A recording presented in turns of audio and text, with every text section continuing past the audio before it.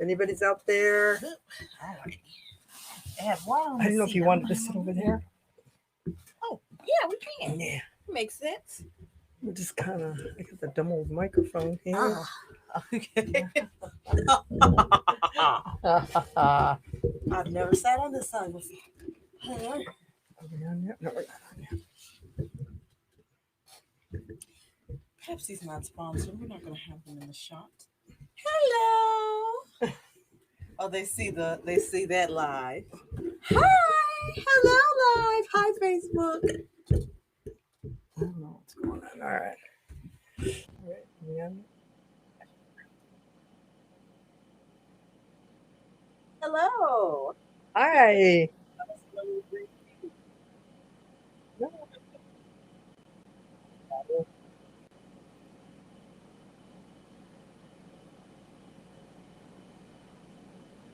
I'm excited. I know. Hello, everybody. We don't know if we're live or not, but we're on WJZZ, Cool TV. Hi, Gloria. Hi, Crystal. Hi, everybody. Oh, there we are. Okay, we had it the wrong way. We had to turn the microphone. Yeah. Okay, We're live. All we're right. live. Hi, everybody. Guess what? We're back. We're at WJZZ, Cool TV. I'm Debbie LaPratt, and this is my wonderful co-host, Crystal. Oh my God, Crystal. Oh! You forgot me just like that. We've been gone a week and she Forgot who it is. Calibri the the artist. artist. Hello, hello, hello. And You're watching us on Get Down and Dirty Talking Art. And we are here on streaming live on Facebook, YouTube, Twitch, Twitter, and follow us on social media. Like, follow, and subscribe. And if you'd like to call in with questions for our wonderful guest, what is the number? Our number is 313-355-6018. We're back. Also, if you'd like to sponsor us of this wonderful platform or advertise, make sure you email us at wjzzcooltvofficial@gmail.com. All right. All right. Shall we announce our? Let's do drum roll. Well, let's just kind of build them up a little. All right, bit. we'll build them up a little bit. Today's guest, I'm sure a lot of people are already familiar with him. Artist extraordinaire, expertise. Yes. The artist. Concierge, Yeah. the critic, the everything. He's amazing. Yes, anything you ever want to know about artwork, this is the man that you see, and we're so excited that he's on and honored. Yes, Mr. Mr. James Dozier. You're on, sir. Well, thank you. Hello, everyone. Thank you for that warm introduction. I hope everyone will find what I'm going to be talking about a benefit, and also pass the word on to your fellow creative minds. And again, thank you for inviting me to participate in today's program. Thank you for being gracious enough to join. And oh my God, especially on such short notice. Yeah, James really came through. Yeah, our other guest had a previous commitment, and then we called James up and said, "What are you doing? Can you be on?" And he goes, "I'd love to be on." So we're just honored. He's a great conversationalist. So okay. I want to reiterate again for the phone number. This is again Mr. the expert on everything art. So if you want to ask James, we're going to call today's episode Ask James. Please again feel free to give us a call at 313-355-6018. Okay, so I'm going to ask James. We're going to ask James. I like that. The session is called Ask James. Ask James. I hope I can live up to these great expectations. Thank you. I'll do my best. I want to know, in particular, why you got involved in art. Why art? What makes you excited about it? Just all of that good stuff. Yeah, I got involved in art really because I loved drawing when I was a kid. But most children love to draw, but what really moved me to move into art was when I was quite young. I used to enjoy watching my mother paint. And my mom, we were poor, but my mom was a person who was very expressive. And what she did, she decided she was going to set up a little studio in the dining room. And so we had a big, long dresser in the dining room. And so she made the top of it her studio. I remember she would buy these small canvases and buy her paint. And I would watch her paint. I was just fascinated. I said, wow, you can make these images, these pictures, these pretty pictures. And of course, I wanted to do it also.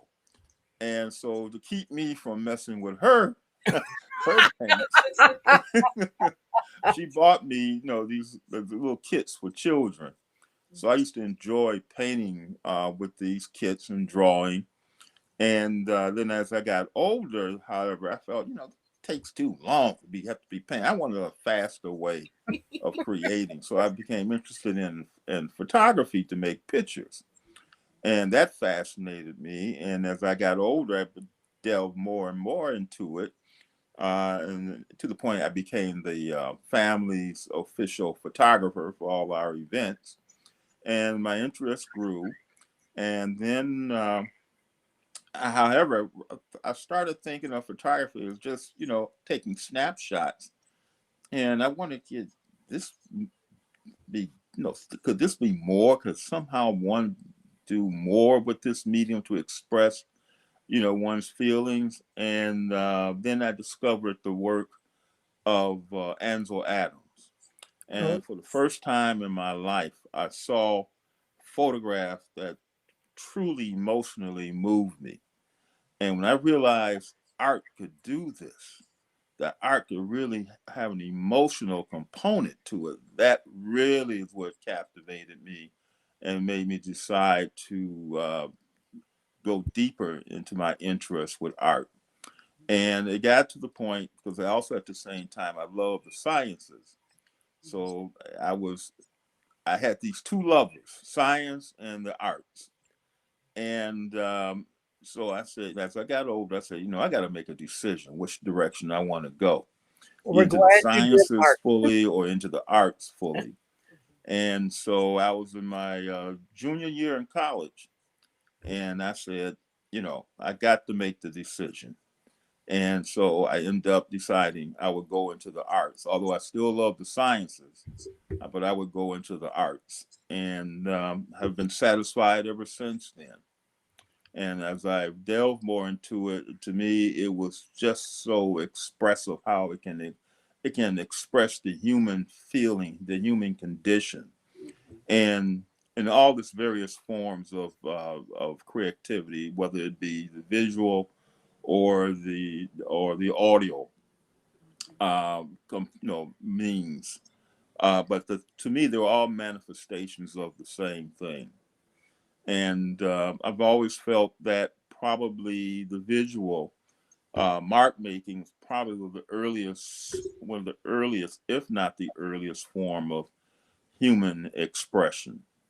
But some who are in the audio part of the arts may say that no, it was the sound was the first creative means of expression. But either way, both, I'm very sure, probably go hand in hand. I'm sure. And I've been enjoying all of them ever since I started my exploration so many years ago. Well, we're glad you decided to go into the arts, not the science. Absolutely. Well, I won't say not. Well, yeah. Well, I mean, but still, art is like a science too. Yes, it you is. really think about the whole logistics of it, and you really do dive into it. You, in particular, with a science mind. Also, I wanted to touch on. I'm glad that you brought on the audio as a form of art, and I'll even add dancing and performing arts. Like you said, they're expressions of the same thing. Obviously, visual art is something that we can keep track of and recording of for much longer. But I love that you put that out there so that people can understand that an artist is an artist. It's really a different medium if you look at it that way. That said, visual would be your your favorite. Yes. Yes. Okay. Although the audio aspects of creativity, though, too, is also almost equally compelling. If it wasn't for the visual, I definitely would have went into the audio because I love music, and so it was a close second. And like I've told people too, one doesn't mutually exclude the other. And there are artists who have active careers in both, and often they will intermix their love for both in their work. So it doesn't mean you have to do one or the other. You can do both, and that's true for the sciences too. You can be a scientist and still also be an artist. It doesn't mean one excludes the other. No. Okay. No. Cool. Now, James, I know that you are an advocate and the arts and enthusiast, seeing many types of artwork and artists. Do you have a favorite style or a style that you enjoy in particular? I probably I really like abstract and figurative art.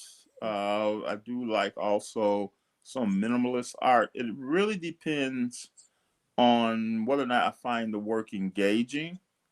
But overall, I would say probably more of the painting and photography and sculpture. And within those, it could be figurative or abstract. Are the ones I enjoy the most. Okay. We should share how we know Mr. Dozier and how he's so interactive on the arts that he is one of the main. We have oh my God, Detroit Fine Arts Breakfast Detroit Club, Fine Arts Breakfast Club, and we have a by Zoom. Henry Harper and Harold Braggs. Yes, and Mr. Dozier and wonderful Calibri are basically our moderators. Yes, and yes. we really get some great conversations. James Dozier actually was the one who we meet in person, and James Dozier was actually the one who brought that the Zoom platform. Yes. So that we could have our platform during the pandemic, during times when we could not meet. And it's grown so much in size since then, all because of James. Yes, thank you, James. Thank you, James. Also, too, I want to include thanks to Lamika Riley, because she actually was the one who kind of laid the foundation for the going online, but there were reasons that she could not pursue it or did not pursue it, and so she talked with me about it, and I said, let me pursue this. Then, if you're not able to do it, let me pursue it. And I think this could be a real asset for the Breakfast Club. It's been wonderful. So I did. And the nice thing about it has led to a broadening of our attendees. We've had artists from really all over the world who have participated, some from Africa, countries of Nigeria, for example. We've had some from Ghana, Indonesia, Ghana. We've had some from Canada, from the west coast of the United States, and the south of the United States, down in Georgia. And the beauty of being online is that if an artist has access to the internet, they can participate in our gatherings. And so also it has broadened the awareness of the Breakfast Club. Right. As many who come for the first time are just absolutely awestruck that such an organization exists. Yep. And when they find out, they just can't believe. So how long have you been doing this? And then we tell them, how we started at Noni's, and then with the COVID, we went online. Mr. Dozier, we have to take a fast. Hold that thought, please. Go ahead. Okay. The thing. We just want to remind our viewers that you're tuning in now to Get Down and Dirty Talking Art with Calibri the artist and Debbie LaPratt the artist. Yeah, on WJZZ Cool TV, the coolest station in the world, streaming on YouTube, Twitter, Facebook, and Twitch. Yes. Make sure you like, subscribe, share, and comment, and like our Facebook page. That's right. Please, yes. We have updates there and all that good jazz. And we're here talking with Mr. Dozier, James Dozier, about the Detroit Fine Arts Breakfast Club. Yes. And that is an online platform. And there's about 4,000 artists, would you say? Counting. Right now, because of the exposure, it gets headlines here and there. Yeah. And that draws more of a crowd. And of course, Henry and Harold, the founders. It is an exclusive club. You can't just come in. You got to join the club. They do filter. There are guidelines and standards, but right now they're dealing with the ray. They're like an influx of yes.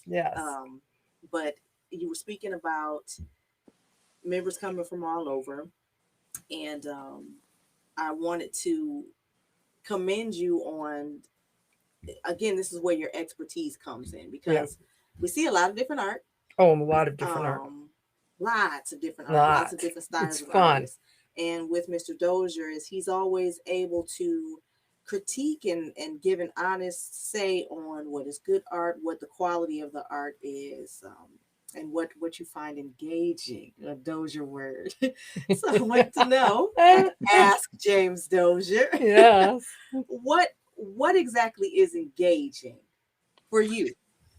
For me, engaging is the idea of something that I want to look at.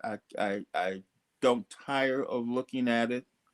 I also like the fact it challenges me intellectually and emotionally, and I find it satisfying in that regard, that it always allows continuing interpretation, and it can be visually complex or simple, but it's always something I want to look at.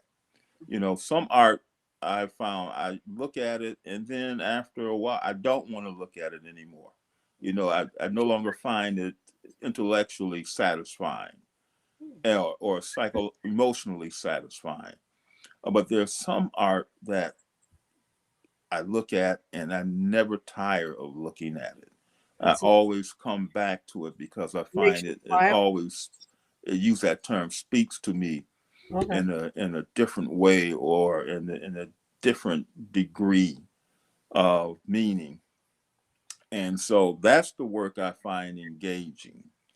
And the best way for a person to develop that ability to discern what they find engaging is to look at art. Look at as much art as you can, online, in person.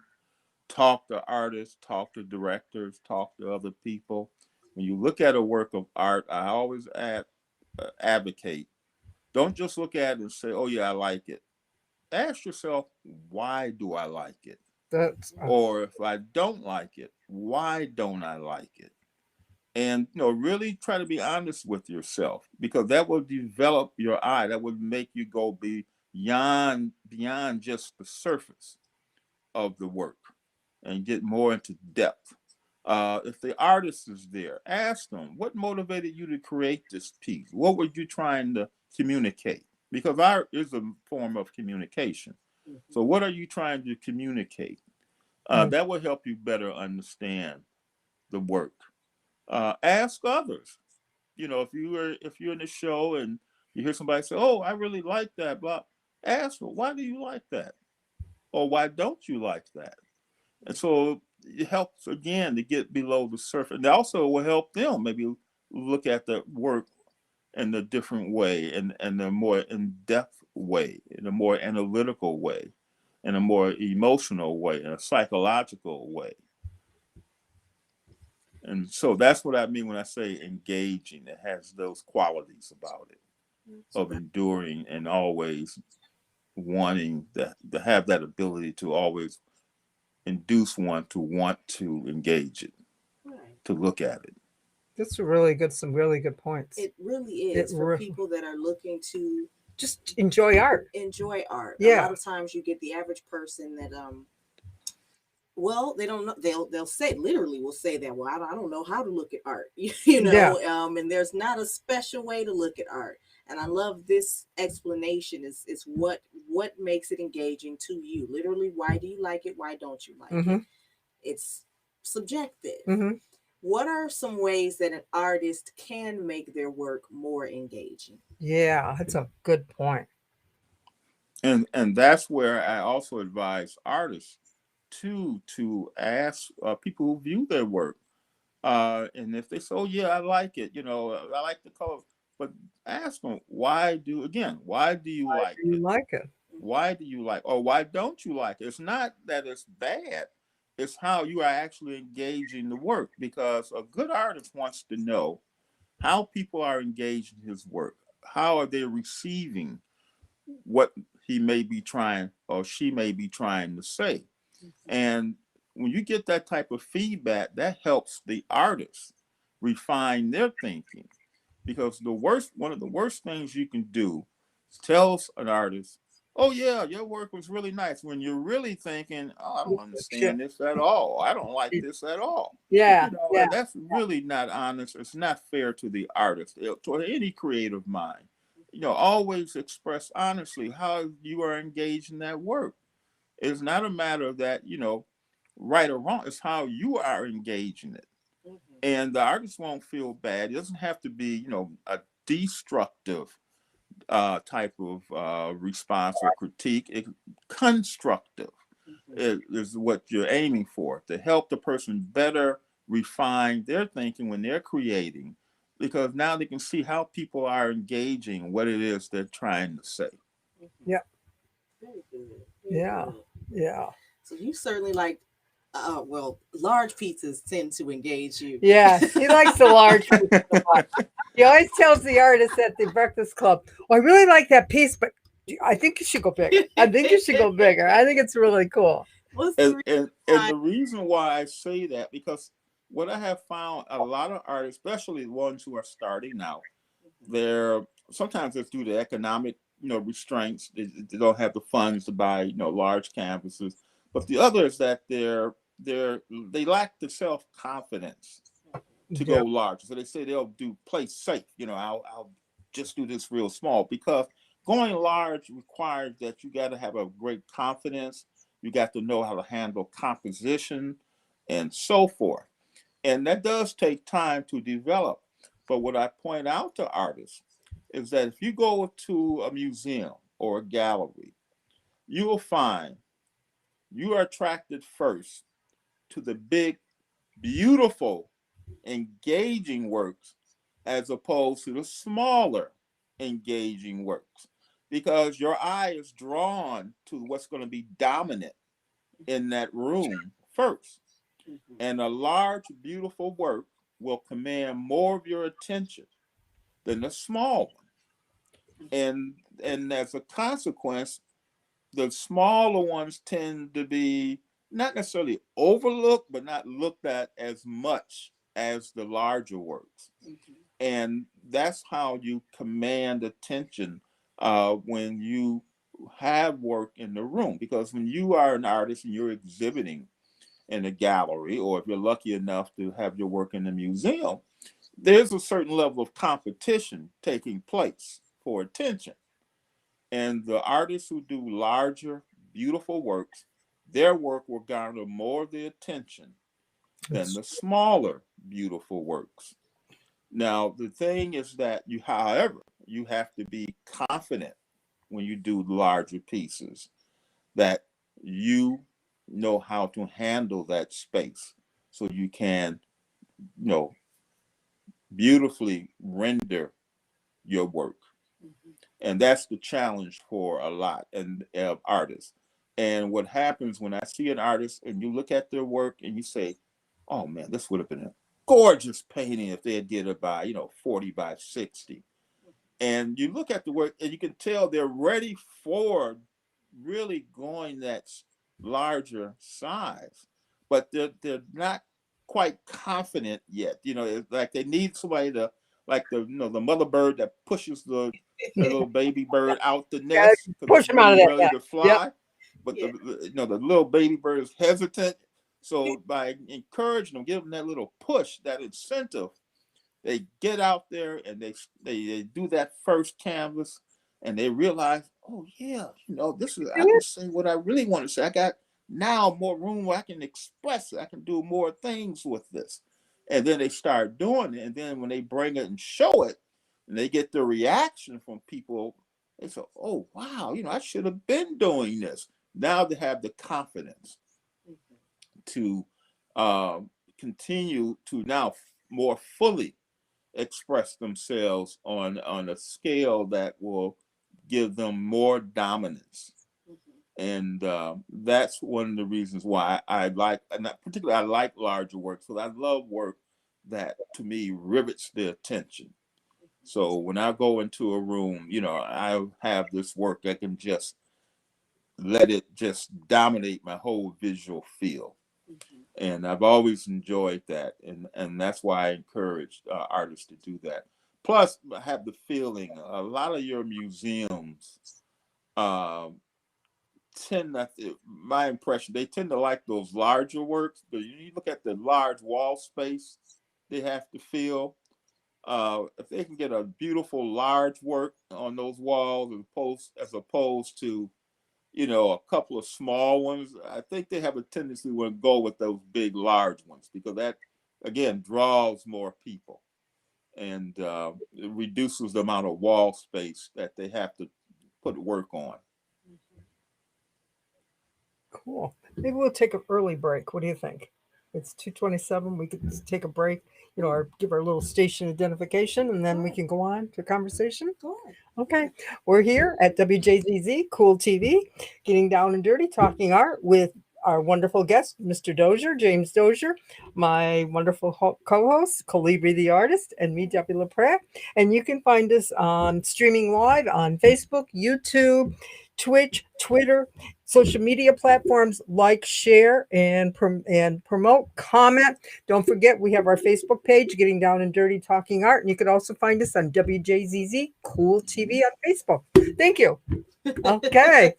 All right. So we can get back down in our conversation, because I know we took a fast break. So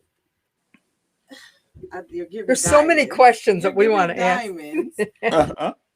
Do you find that those pieces sell better? Like once you, because you definitely push artists out of the nest. He's the mama bird. What are those things that help them sell? Yes, scale, it does help, but I mean, there are certain things you do have to be aware of, though an artist has to be aware of, in that when you do go larger sizes, you do have to keep in mind the average room space a person might have. Also, what will be required to handle your larger works. My guideline has been that, first of all, I have to be able to get it through the door. so if I feel I can't get the door to get started, that's one, that might be one cause where I would not acquire it. Not necessarily that I wouldn't, but it would be one reason why I might be in the negative column to acquire it. The other, can I handle that work by myself, or do I have to have a crew?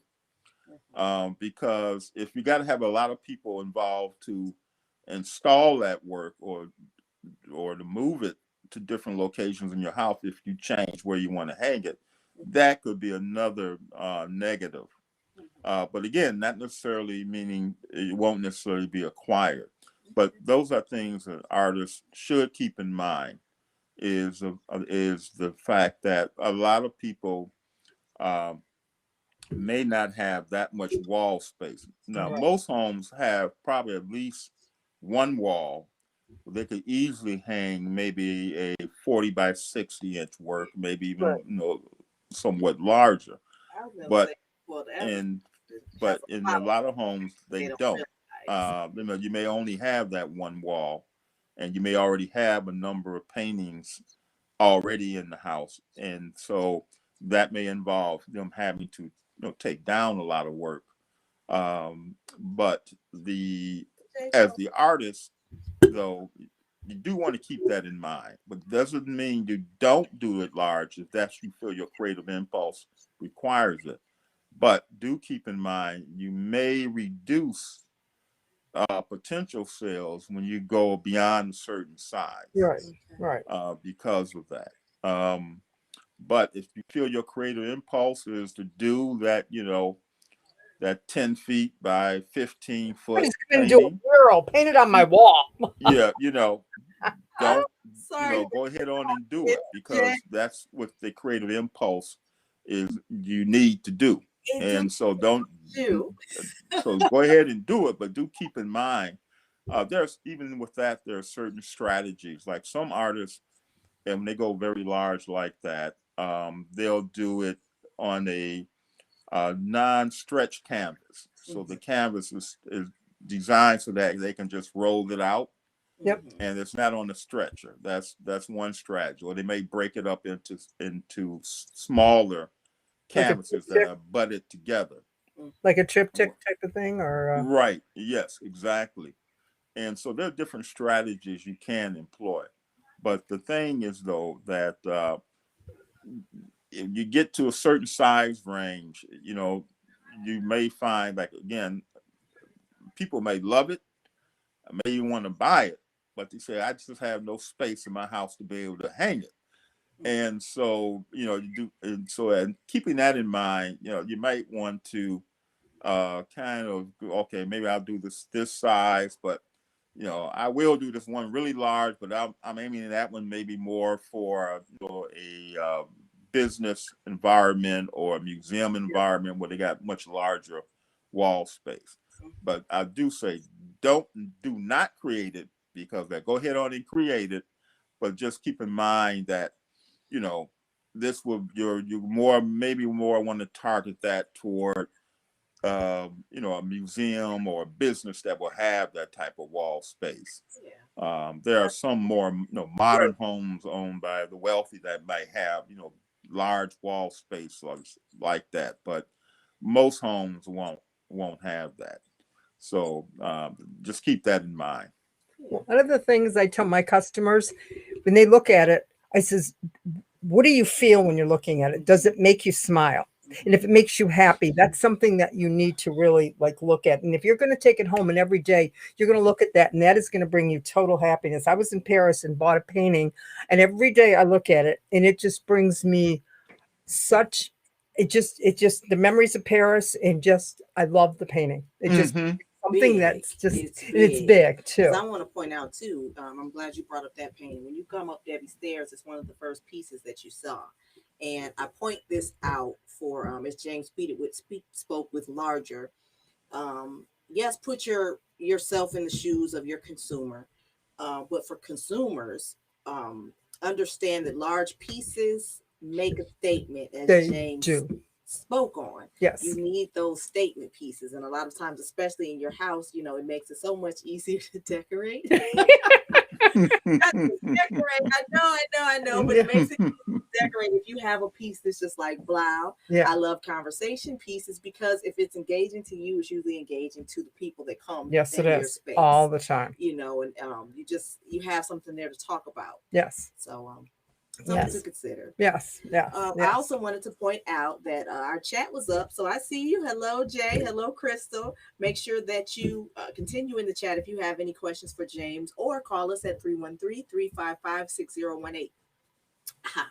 So I did have another question. I wanted, because while we're getting on artists selling and putting themselves in the mind of their targets, what other advice would you say in order to help an artist, emerging artist, or at any stage in the career to sell work that does sell? I'm sorry, could you repeat that? Speak a little bit louder. I have a noisy air conditioner behind me here. How can artists sell their work better? What are some other tips? Yes. Or things for artists to consider that we might overlook about I'm sorry, could you repeat that again? What are some things artists can do to help them sell better? Or what are some other things that artists overlook that are important when they're selling? Oh yes. Well, one of the things I've stressed this to artists, particularly young artists who are just starting out. First and foremost, the importance of copywriting their work. Mm-hmm. Yes. I said that is very, very important. And the reason is because without the copyright protection, someone's going to copy your work. And they may even be so brazen as to claim that they created it. Yep. So copyright is a legal process that identifies you as the creator. Your work is registered with the U.S. government. You're given a copyright document that affirm that you are the creator of this work. And then you put that on your work before you post it on the internet. Do not post images of your work on the internet until you have it copyrighted. The reason is because when if you put it on the internet and somebody likes it, they will copy it. And you have some people so unscrupulous, they will even try to make commercial use of your work. Yep. And your only recourse, if you decide to take legal action, you first have to establish that it was your work. Creator of that work, which is what a copyright does. And by putting that copyright notice on there, you notify people your work is registered, and that will make them aware, hey, don't bother trying to copy this work because you might get into legal difficulty. Mm-hmm. So that's very important. I stress that over and over again to young artists, starting out in particular. Copyright your work. The next thing and it's not expensive to do. The whole process can be done online. They give you step-by-step instructions what to do. And you can, under one copyright, you can have a number of works. So it's not like you got to pay a fee for each work. I believe it's the 10. next one you can do thing 10. Also, I would say for artists to about the poor man's copyright is to know the tax laws that impact on their work. In other words, when you start selling your work, in essence, you are now a business person. Mm-hmm. You know, and a lot of times this is not taught in school because they want you to focus on aesthetics and all of that. But once you put a price on it and you say, I want to sell it, you are now entering the world of marketing and business. So you need to learn those things that help you. One is know the tax laws. One of the things you could get, and I highly recommend you read, is published by the IRS, called Tax Guide for a Small Business, in which it tells you the tax laws that impact on a small business that you can take advantage of to recoup what it costs you to make your work. Because when you produce a work of art, think about, you have to buy all those materials. You may have went to different galleries to see whether or not your work would be, maybe best shown there and so forth. You may have done other things, drove around in your car, you're paying for gas, maintenance, all of that. Well, under the U.S. tax law, those things are expenses. They're all tax and you can deduct the expenses related to your art activity. Yes, sir. And help you, therefore, recoup that cost. Now, if you don't do that, the United States government say, okay, but when you report your income and you include the money you made off your art, you're going to be paying the premium price because you're not going to be deducting what it cost you. So the government would be more than happy to take all that extra money, believe me. But they do tell you, hey, we're telling you, recoup what it cost you. So that's why you need to know about the tax laws. And it's not complicated. Then the other thing, just marketing, study where you want to market your work. What markets? The markets differ from different parts of the country. The market in New York is not the same in Detroit not the same as Chicago or Miami or LA. So you need to learn the markets where you want to sell your work. If you're going on the internet, the same thing. Which sites are you using? What other works similar to yours might be sold there? So you want to study the market, and you want to price your work competitively, not necessarily what you feel it might be worth, but you also got to consider what is the market competitive situation for this work. Are you a known artist or an unknown artist? Are you targeting your work toward, serious collectors or the commercial market? Or are you trying to, garner the interest of museums and so forth? So those are things you need to consider when you price your work and developing your marketing strategy. Then the other thing is to network. Learn to network with other artists and galleries, your cultural community. A good place to begin is the Detroit Fine Arts Breakfast Club. Yes. There you can interact with other artists, serious collectors. You can get, constructive feedback. But that's one of the things I also strongly recommend that artists do. It's networking. It can pay off in big dividends. Also, go to a lot of art galleries, to openings, to see what is happening in your cultural community, and then continue to network and get to know the gallery owners. You get to interact maybe with other collectors, and that way you can also further enhance your identification with other people. They get to know you and your work. The other thing I would tell artists, do not show the same work more than 3 times in your cultural community, because people will have already seen that 3 times. After that, move it out to another cultural community. Oh. Do not repeatedly show the same work over and over and over again. That's a good point. That's great advice. Yes. That's great advice. That's really good advice. I've actually talked about people going on tour. A couple of putting pieces on tour, almost like songs, for that purpose. If you have a piece that you burnt out in Detroit, take it to Cali. Yeah. Take it on a tour, take it around, let people see it, let the market see it, get the exposure, but don't burn it out. Yeah. That's wonderful advice. Mr. Dozier, what do you think of art shows? I'm sorry, can you speak a little louder? What do you think of art shows? What do you think what do you think of art shows? Art shows? Yes.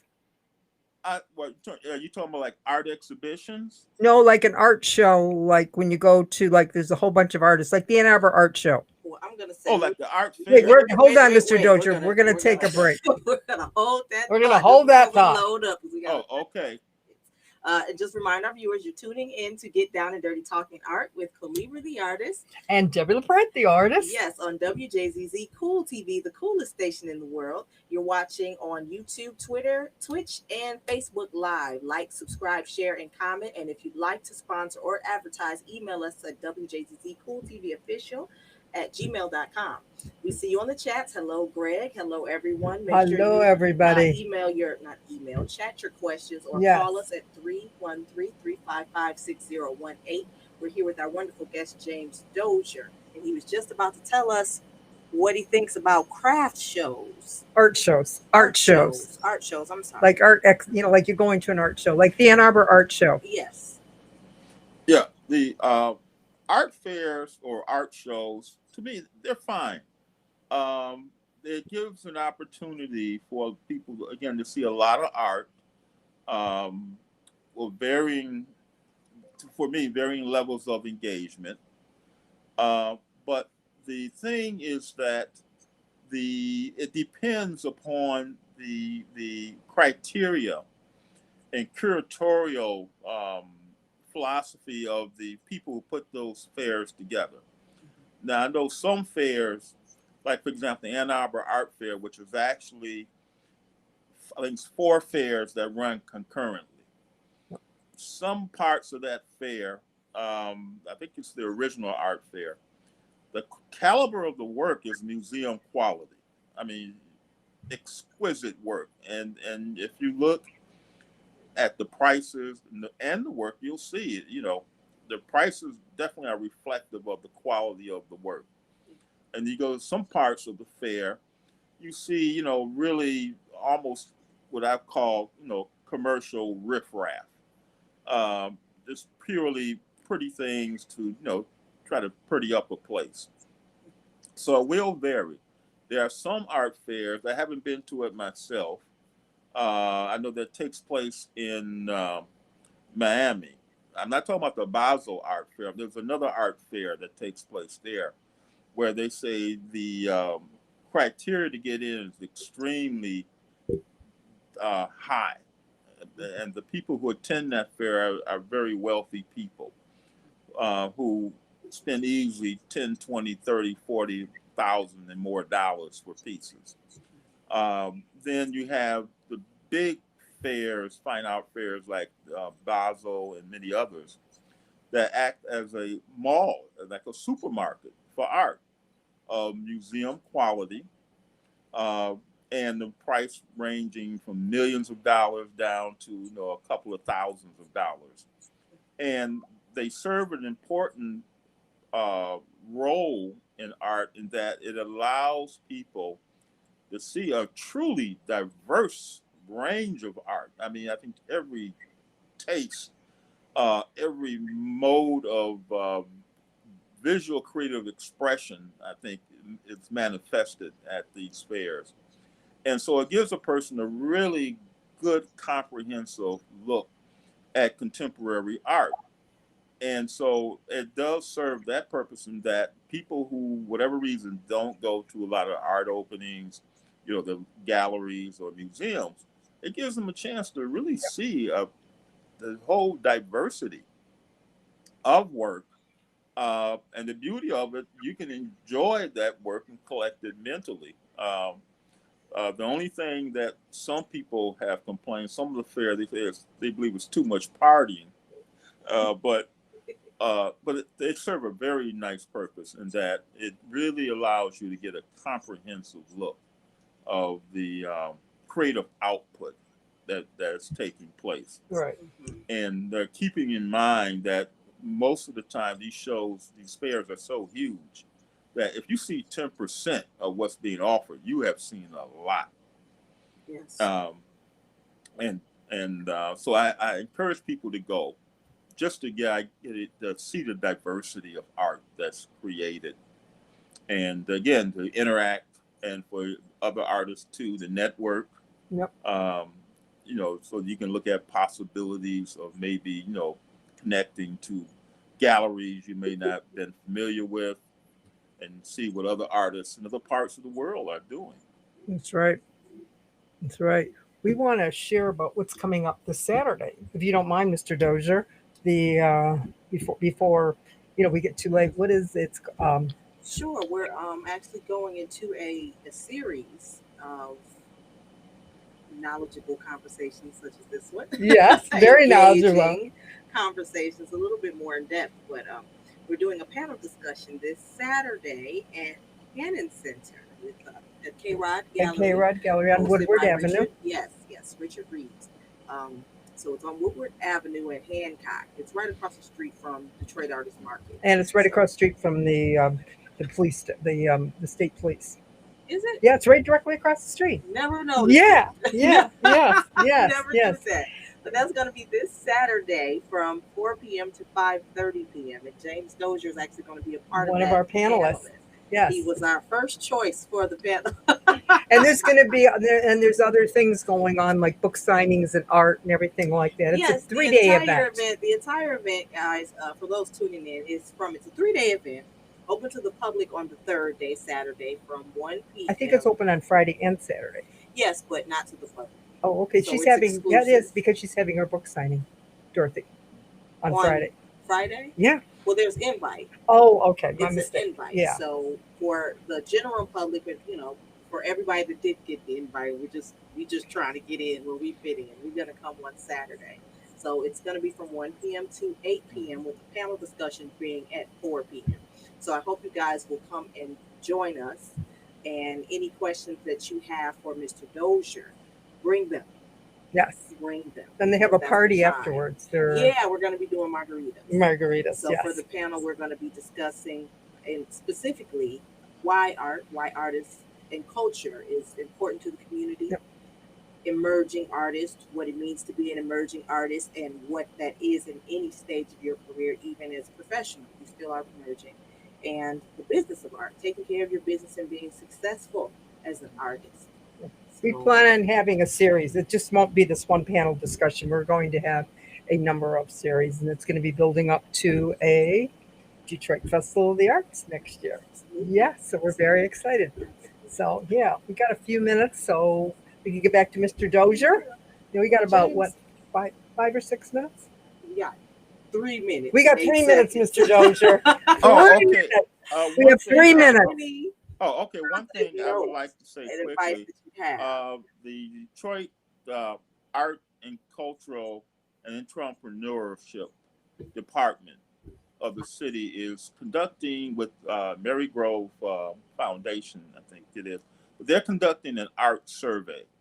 You can go to if you Google Art Survey Detroit, it will take you to the page, and there they have a survey. It takes about 15 minutes to fill it out, but it's very important because what they're trying to do is get a grasp of the scale of the art and cultural membership in the city of Detroit for purposes of grants and getting government money, federal money support, and also I'm pretty sure from the state. So by taking this survey, you will help them establish the amount of artists and art activities that are taking place and what the needs are of our community. We'll also share it on. I urge all creative minds, please take that survey. Yes, and we'll also put it on our great benefit to our cultural community. Mr. Dozier, we'll also put it on our page, and we'll be sharing it through, the social media a lot. Yes. So great, wonderful, yes. Wonderful. Make sure go to our Facebook page, get down and dirty talking art for those updates and gems too. Keep you posted on upcoming. So, Mr. Dozier, before you leave us until the Breakfast Club, because I'm sure everyone watching this will be tuning in every Monday night at 4:30 via Zoom. Is there any advice or positive note that you would like to leave us with? I'm sorry, can you repeat that? I can barely hear you. We need a positive note. Positive note.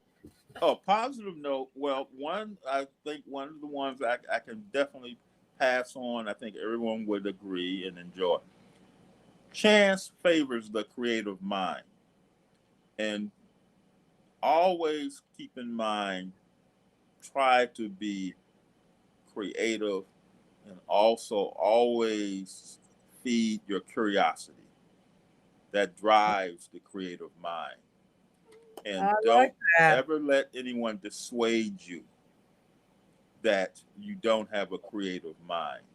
Powerful. Very powerful. Thank you, Mr. Dozier. Thank you, Mr. Dozier. You're welcome. For part 2 and 3 coming up with Talk with Mr. Dozier. We're going to be calling Ask James. Well, thank you. Well, thank you. I again, thank you for inviting me to the program. I really enjoyed participating, and I look forward to in the future. Instead of Ask James, maybe Ask Dozier.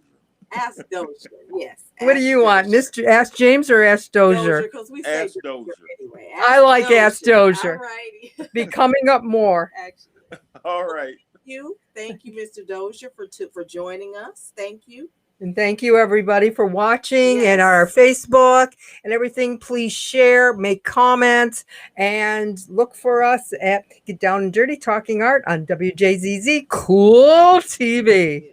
Thank you, everybody. Good night, everyone. Good night.